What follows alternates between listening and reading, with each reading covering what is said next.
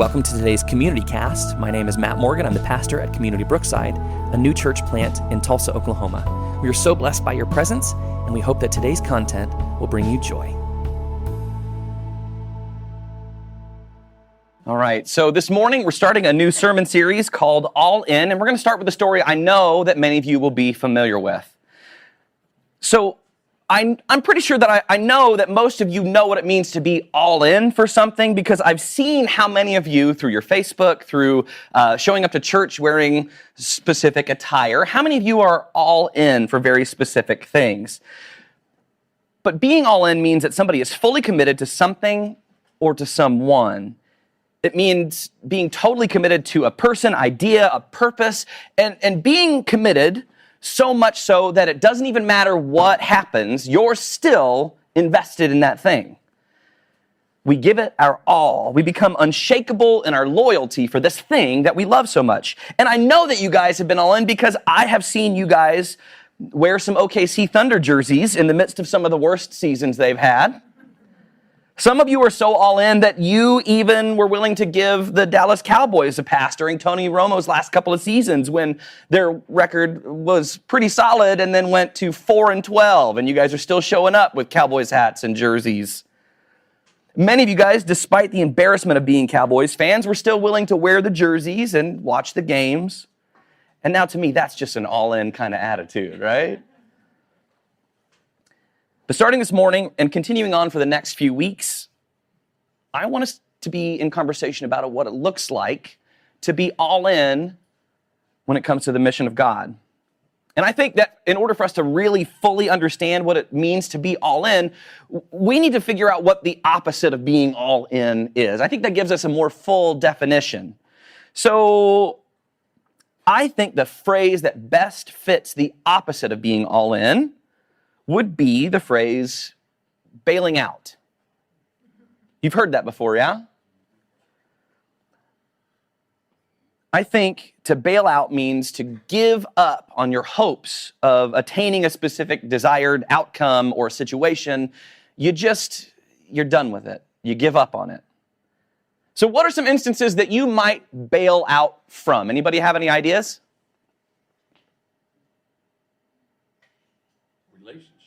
Yes. Sometimes if the relationship gets too hard, we're done and we bail out. What are some other things? New Year's resolution. Oh, that's a good one. Yeah. Anybody ever not done a New Year's resolution? Anybody ever not bailed out on that? Like, that would be a miracle. That's good. What else? Diet or routine. What was that? Political conversations. That's a really great time to bail out, actually. I would agree. But I'm thinking, like, for me, the ultimate definition of what it looks like to bail out is when your plane is going down and you put on a parachute, you literally bail out, right? Or let's say you're in a boat, right? And your boat begins to sink. Bailing out means you take a bucket or some other supply and you try to get as much water out of the boat as you can in order to maintain being afloat. That's where bailing out kind of really originates. Bailing out water to try to maintain your floatingness. You could bail out of financial issues. If you're underwater in a mortgage, you might simply walk away from your home. Bailing out only should come as a last resort to something that you're fully committed to. Bailing out is barely a thought for a person who's all in to something. If you're all in, bailing out is the last thing on your mind. Have I ever told you guys that I like to fish?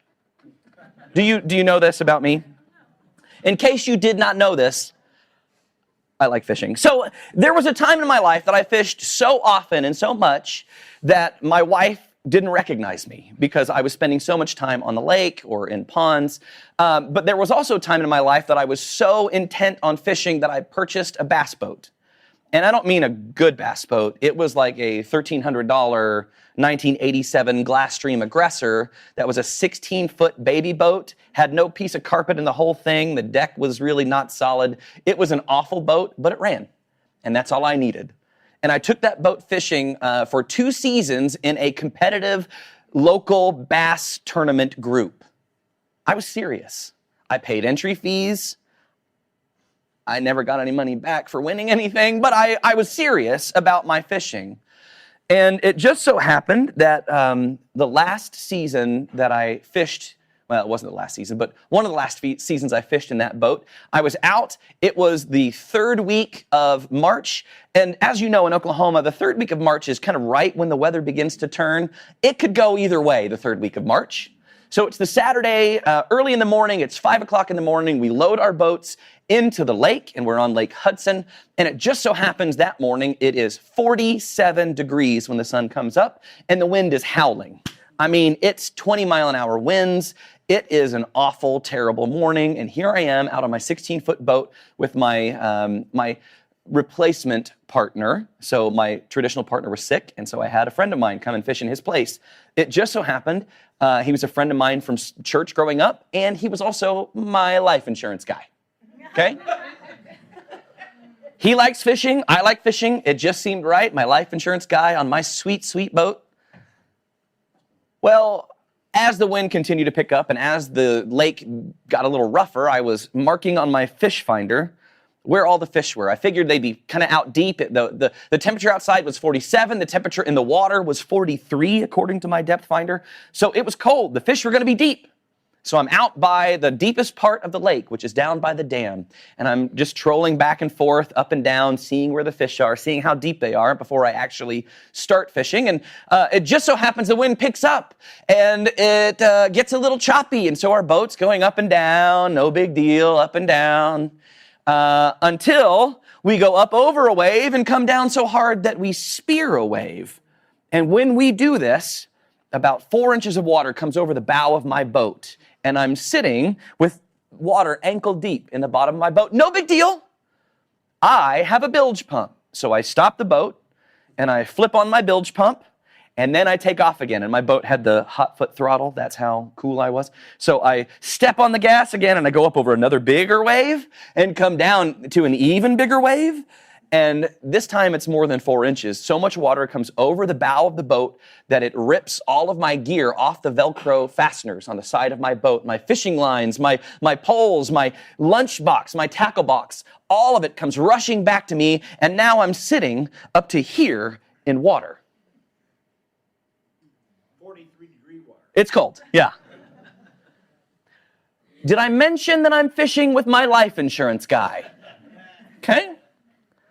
So I don't panic, but I do see him make the Spider-Man jump from sitting in a seat to like the full-on three-point up in the back of the boat, so he's not getting wet, and I'm just like this. And when the water comes over the boat, it goes all the way back over the back of the boat and somehow kills the motor. So the motor stops. So I jump up, run to the front of the boat, throw the trolling motor in the water, and head straight for the bank, which is only about 100 yards away. Now, if you know anything about me, I don't panic, ever. And I may or may not have been screaming, "Help me, Jesus!" repeatedly at the top of my lungs as I'm going straight for the bank. While I'm doing this, I'm shouting instructions to my partner, Andy, "Hey, buddy, grab the phones so that we have something in case something bad happens." So my phones, both of our phones were in Ziploc bags. You never know when you're out fishing. So they were safe in Ziploc bags. And he grabs them out of the console of the boat and he's holding them. Just then, the boat begins to lean a little bit. And so as the boat begins to lean, he just jumps out of the boat. And he starts swimming. Like doggy paddle with phones under the water. Like, no, pull the phones up out of the water. So he's like this, and I'm still on the boat as fast as I can going to the bank. "Help me, Jesus! Help me, Jesus!"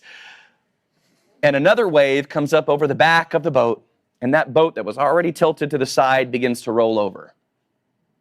And at that moment, I bail out. I was all in until I thought I couldn't save the boat, but the wind was blowing my boat towards, it was really interesting where we were. There was a cove, and it just so happened in this cove was a heated dock where there was a restaurant.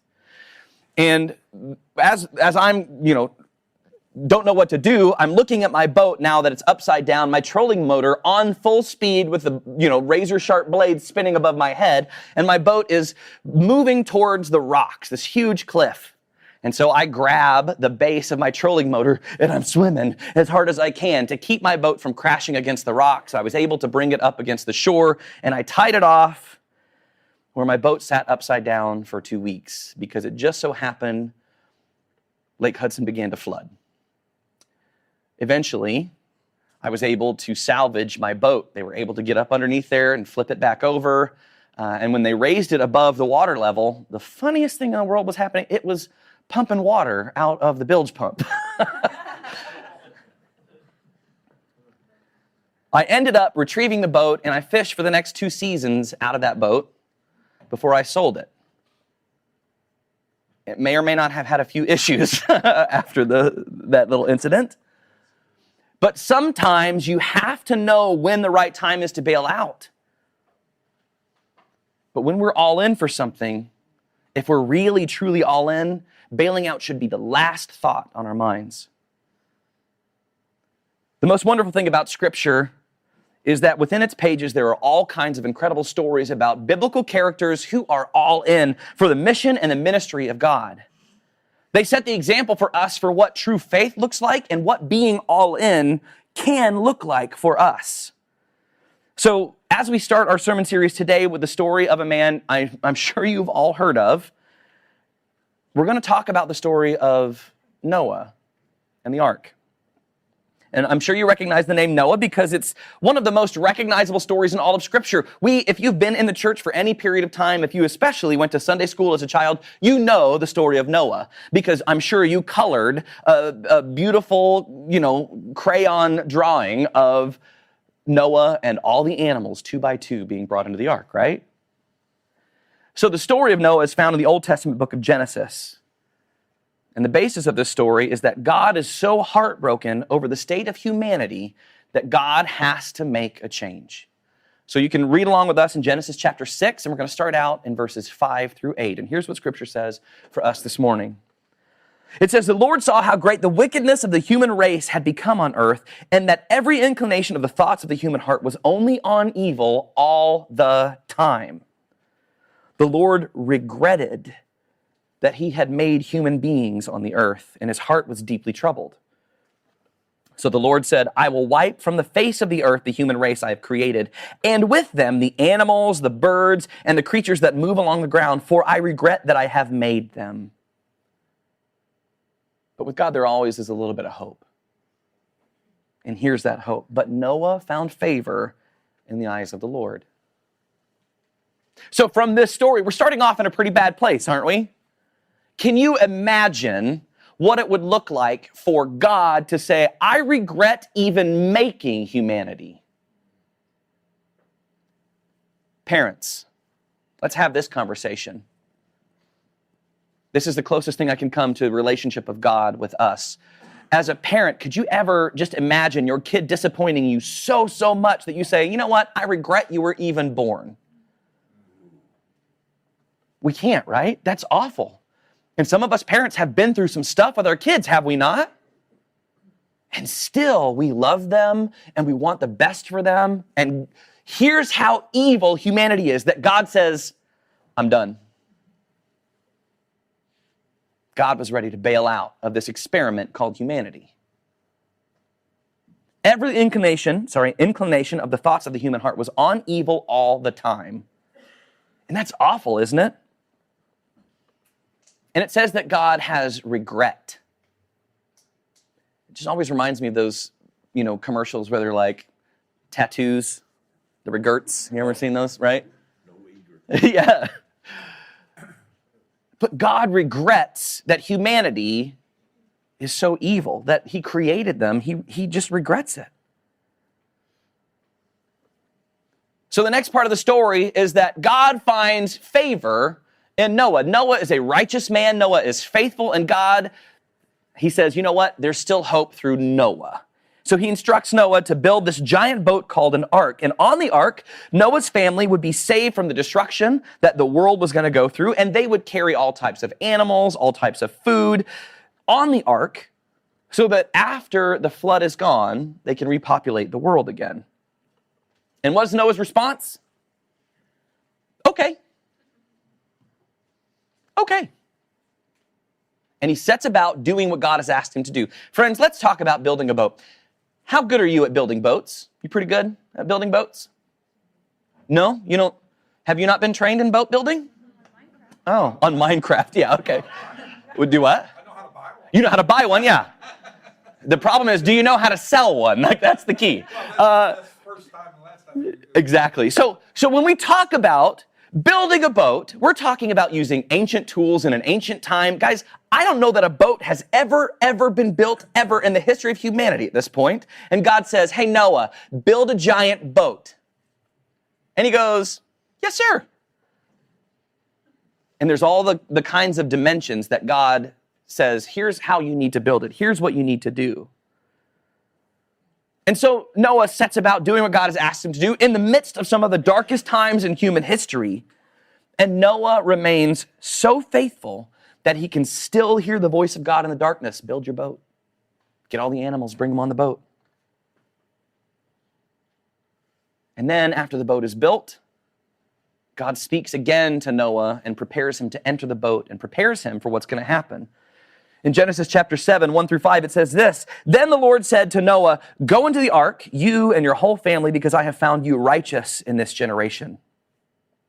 Take with you 7 pairs of every kind of clean animal, a male and its mate, and 1 pair of every kind of unclean animal, a male and its mate, and also 7 pairs of every kind of bird, male and female, to keep their various kinds alive throughout the earth. 7 days from now, I will send rain on the earth for 40 days and 40 nights, and I will wipe from the face of the earth every living creature I've made. There is so much wrapped up in that. The hurt that God is dealing with because of the state of humanity, that he says not only have humans corrupted humans, but humans have corrupted all the rest of creation. Does that sound familiar? Does that sound like our world today again, right? And God says, I'm starting over. And it's through you, Noah, that we'll begin again, through your family. Because Noah was faithful, God spared him and his whole entire family. Because of his faithfulness, God was able to use him to literally create a new and better world.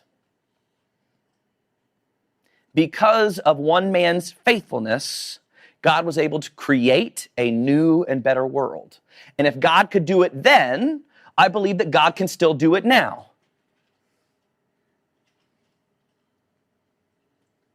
How faithful are we? Are we faithful enough that God could use one of us to create a new and better world? How all in are we? The story of Noah continues in Genesis chapter 17 through 24. And here's what Scripture says. It says, for 40 days the flood kept coming on the earth. And as the waters increased, they lifted the ark high above the earth. The waters rose and increased greatly on the earth, and the ark floated on the surface of the water. They rose greatly on the earth, and all the high mountains under the entire heavens were covered. The waters rose and covered the mountains to a depth of more than 15 cubits. Every living thing that moved on the land perished. Birds, livestock, and animals, wild animals, all the creatures that swarm over the earth, and all mankind. Everything on dry land that had breath of life in its nostrils died. Every living thing on the face of the earth was wiped out. People and animals and the creatures that move along the ground and the birds were wiped from the earth. Only Noah was left, and those with him on the ark. The waters flooded the earth for 150 days. So here's Noah and his family for 150 days floating on a flood. Noah had no control. And so the only thing that he and his family could do was rest on their faithfulness in a God who loves them. They had nothing else to do but trust God to deliver them and to do what God said he was going to do. God said, I'm going to rebuild the world through you, so you can assume that nothing bad is going to happen. And so all they have to do is trust and float. And they hung out for those 150 days with every type of animal on the whole earth there in that one boat.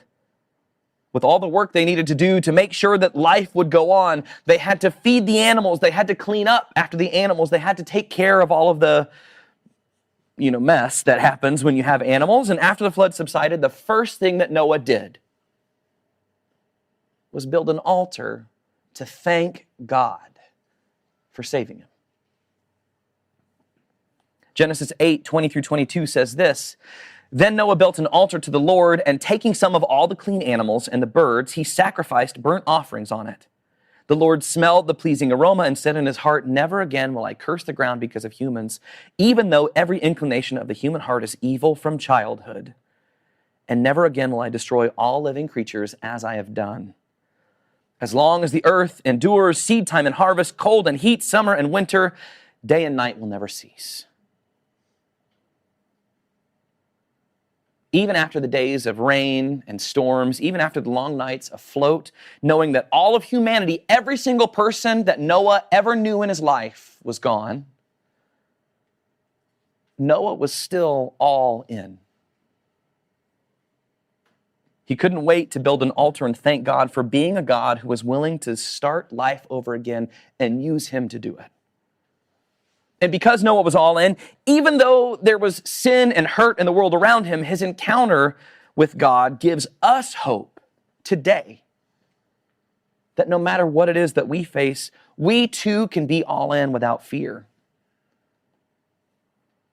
And just like Noah, when we are all in, we are going to be uniquely blessed by a God who will use us to heal the broken and to start new life in the world around us. I can't imagine being Noah and God showing up and saying, "Hey, I need you to do something pretty special for me." And then Noah being immediately willing to just do what God asked him to do.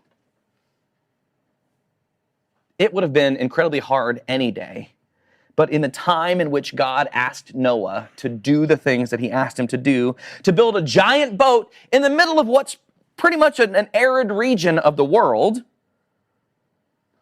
in the midst of people who were angry and hurting and bitter and divisive and destructive and murderous and evil. And for him to be willing to do it is a big deal. Building something like the ark, which was literally 510 feet long, 85 feet wide, and 51 feet high, would have made Noah and his family a target for the evil people in their generation. I can imagine that people were constantly stirring up trouble for Noah and probably even potentially threatening his life. But in the midst of the evil and the hatred going on around him, Noah and his family remained faithful to what God asked him to do. So not only was Noah obedient, but if you look at his story, Noah was also very patient. And I say that because he had to deal with the whole process of building a boat, right? And once building the boat was done, he had to call up all the animals around all the world, bring them all together on this boat. Oh God, cats. Thanks, Denise. It was a great story, then you ruined it with cats. And then after he had done all the things that he was supposed to do, he just had to sit and wait. There's no telling how long the ark was finished before God said, "Hey, the rains are coming in 7 days." It could have been a day, it could have been 10 days, it could have been a month, could have been a year, we don't know. But he's done this, the big task of building the boat, and now he's got to simply just wait to find out what comes next. I didn't hear a story about him grumbling. If the story was about you, would you be grumbling? Yeah. But we don't hear that because Noah is patient. He's heard from the Lord. He's being obedient, and now he's being patient. God, I've done what you've asked. Now I'm waiting for you to do the rest. How much better do you think life would be if we had that same response? God, I've done what you asked. Now I'm waiting for you to do the rest, right?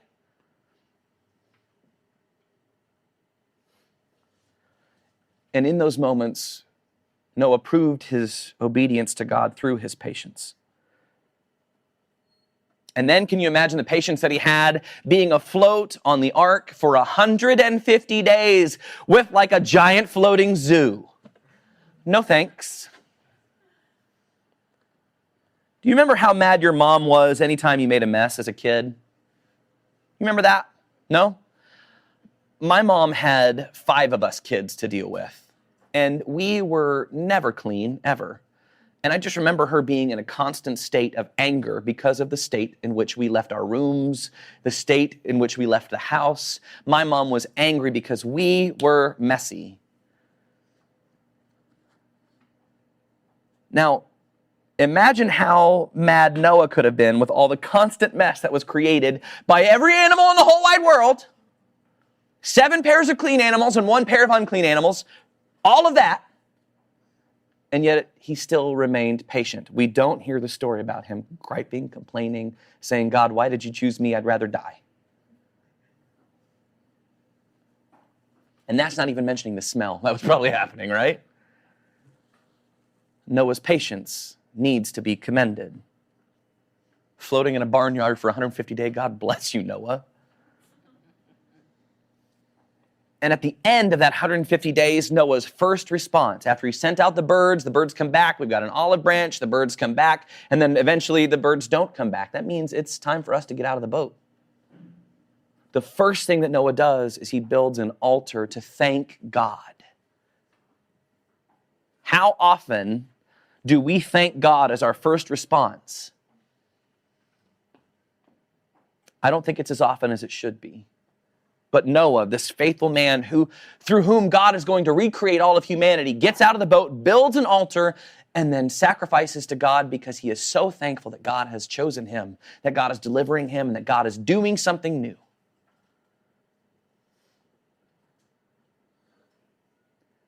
Noah was all in. And I want to remind you that this morning, it is no less important for us to be all in our belief in Jesus and our following of God than it was all those years ago. In the New Testament book of Matthew, chapter 5, 13 through 16, Jesus tells his hearers this on the Sermon on the Mount. He says, "You are the salt of the earth. But if the salt loses its saltiness, how can it be made salty again? It is no longer good for anything except to be thrown out and trampled underfoot. You are the light of the world. A town built on a hill cannot be hidden. Neither do people light a lamp and put it under a bowl. Instead, they put it on a stand, and it gives light to everyone in the house." And then Jesus goes on to say this, "In the same way, let your light shine before others, that they may see your good deeds and then glorify their Father in heaven." This means that Jesus is calling us to be so all in that people recognize God at work in and through us. Are you that all in this morning? Friends, often we don't do a good enough job just being the representatives of Jesus in the world, do we? Oftentimes, the language we use to talk about our brothers and sisters, not very kind. Oftentimes, our driving becomes quite aggressive in our red FJ Cruisers, right? Oh, just me? Friends, we don't do a good enough job of being Jesus to a broken and hurting world. And they see our example, and they don't know us from them. There is very little difference between Christianity in America and atheism in America. Because I know a lot of really nice atheists, but sadly, I know a lot more mean Christians.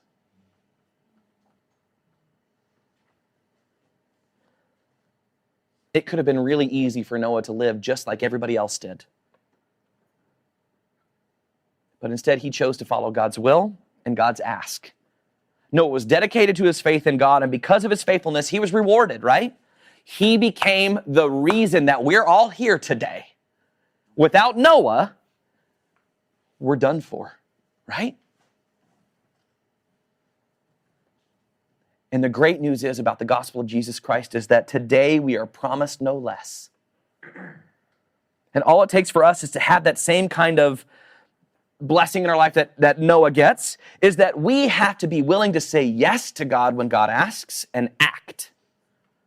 We've got to move out of our comfort zone, and sometimes we've got to build the giant boat that God's asking us to build. Sometimes we've got to get out of our own way and do what God has asked us to do, no matter how wicked the world is around us. Friends, we've got to stop being easily bailer outers. And instead, we've got to start being a people who are all in. No matter what kind of evil we face, may each of us be the people that Jesus calls us to be. May each of us be better about living out our faith and doing our best to show the world that Jesus is our risen King. Last week was Easter. This week is no less joyous because he is still alive, friends. So now I want to tell you the rest of the story. We are all here as a result of one man's faithfulness. We're all here as a result of Noah's faithfulness to God. Friends, there's a lot of empty seats in this place. There are so many other people who need to know about God, and maybe all it takes is our faithfulness to set that example for them, to show them who God is. The promise of Noah's story is that it can also be our story. God can and will use us if we allow him to, if we're all in, to make the world a new and better place. I believe that with every ounce of my being. As wonderful as it is for us to come together as believers in the gospel of Jesus Christ and his resurrection, in the renewal of all things through Jesus, it doesn't do us any good if this becomes our club for only us. We've got to take what we learn in here out there to show the world that there is hope in the midst of darkness. If we live as Christ calls us to live, the world can and will be made better through each one of us. That is my prayer for the world. That is our prayer for our church. That is a prayer for myself, that I'm truly all in for Jesus. May it be so. Thank you so much for joining us on today's Community Cast. We hope that you were blessed by today's conversation. If you'd like to know more about Community Brookside, please feel free to visit us at our website, communitybrookside.com, or find us on your favorite social media outlet. We hope to hear from you soon. Be blessed.